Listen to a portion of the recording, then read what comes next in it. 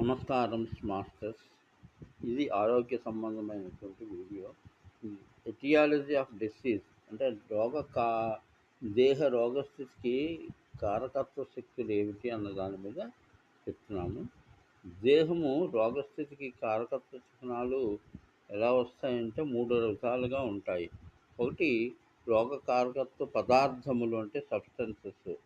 రెండవది ఏంటంటే రోగములు కలిగించు ఇతర ప్రాణులు. అంటే మనిషి దేహానికి రోగాలను కలిగించే ఇతర ప్రాణులు అంటే దాన్ని ప్రజెంట్ స్టేజ్లో ఇన్ఫెక్షన్ అని అంటుంటాం.